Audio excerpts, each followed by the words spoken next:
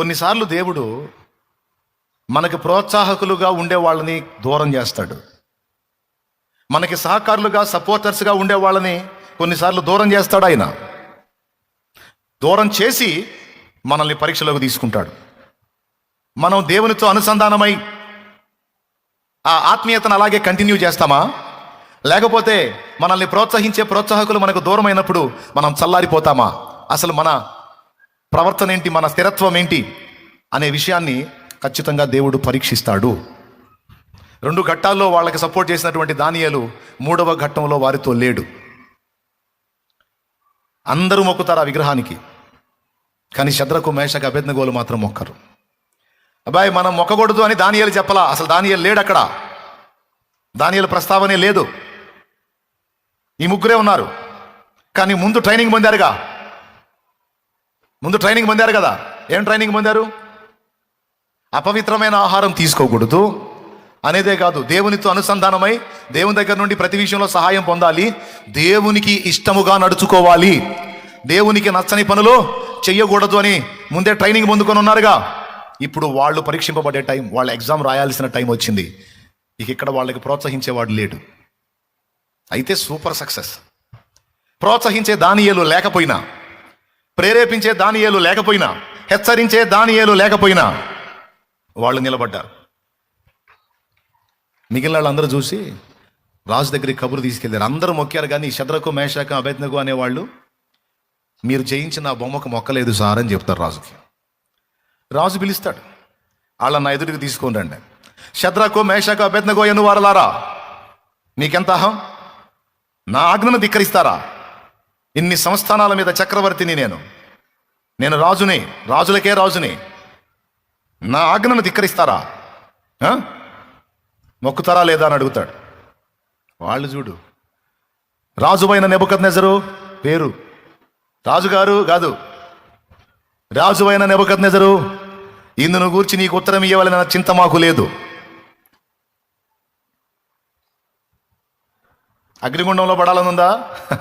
నువ్వు అగ్నిగుండంలో, వేడిమి గల అగ్నిగుండంలో మమ్మల్ని పడవేస్తే మమ్మల్ని కాపాడలేనంత చేతగాని వాడు కాదు మా దేవుడు. వేడిమి గల అగ్నిగుండంలో నీవు మమ్మల్ని పడవేస్తే మమ్మల్ని రక్షించుటకు సమర్థుడు మా దేవుడు. రక్షింపకపోయినను అవసరమైతే కాలిపోతాం, కానీ మా దేవునికి తప్ప మరో దానికి మొక్కటం కానీ, సాగిల పట్టం కానీ, సాష్టాంగ పట్టం కానీ, చేతులు దాపటం కానీ, మోకాళ్ళు వేయటం కానీ, దండాలు దశకాలు పెట్టడం కానీ నెవర్, జరగదదే.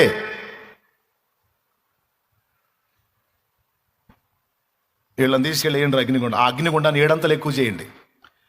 ఒకంత మండుతుంది కదా, అంటే 1 లారీ కట్టెలతో అగ్ని మండుతుంది అనుకో, 7 లారీల కట్టెలు వేయండి దానిలో అన్నాడు. అప్పుడు లారీలు ఎక్కడి నుంచి వచ్చినాయంటే, లారీలు ఇప్పుడు నీకు పోల్చి చెబుతున్నా. మళ్ళీ కొంతమంది అప్పుడు లారీలు ఏడుండే అన్నా అని మళ్ళీ ఆ పరిశోధనకు పోతారు, రాసోది మాలోకాలు ఉంటారు, అందుకని చెబుతున్నాను నేను. ఎగ్జాంపుల్గా 1 లారీ కట్టెలతో మండుతుంటే ఇంకా 7 లారీలు ఎక్కువ వేయించాడు అనమాట. అంటే ఎంత భయంకరంగా మండిద్దో చూడండి. అది ఎంత భయంకరంగా మండుతుందంటే, ఇతన్ని పట్టుకొని దానిలో విసిరిన వాళ్ళు చచ్చిపోయారు అక్కడే. ఈ ముగ్గురిని పట్టుకొని విసిరిన వాళ్ళు చచ్చిపోయారు, కానీ ఈ ముగ్గురు చావలా.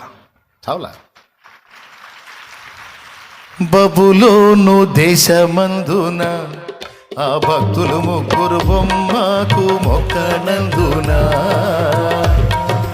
బబులోను దేశమందున ఆ భక్తులు ముగ్గురు బొమ్మకు మొక్కనందున, పట్టి బంధించి రాజు అగ్నిలో పడవేస్తే, పట్టి బంధించి రాజు అగ్నిలో పడవేస్తే 4వ వానిగా ఉండలేదా? ఓ భక్తుడా, రాజు రమ్మని పిలువలేదా? 4వ వానిగా ఉండలేదా? ఓ భక్తుడా, రాజు రమ్మని పిలువలేదా? విసిరారు, అందులోకి కాలి బూడిదైపోయి ఉంటారు అనుకున్నారు. ఏం లేదు, శుభ్రంగా గుండంలో తిరుగుతూ ఉన్నారు. వేసిందే ముగ్గురిని, తిరుగుతూనే 4. కాసేపు ఆగి రాజు చూశాడు, అయిపోయి ఉంటారు, బూడిద అయిపోయి ఉంటారని అగ్నిగుండంలో చూస్తే తిరుగుతున్నారు. వాడు బిత్తరపోయాడు. వాడెంత అదృష్టవంతుడండి, ఎన్ని అద్భుతాలు చూశాడండి వాడు కళ్ళారా. నిజంగా వాడు ధన్యుడు అనుకోవాలి.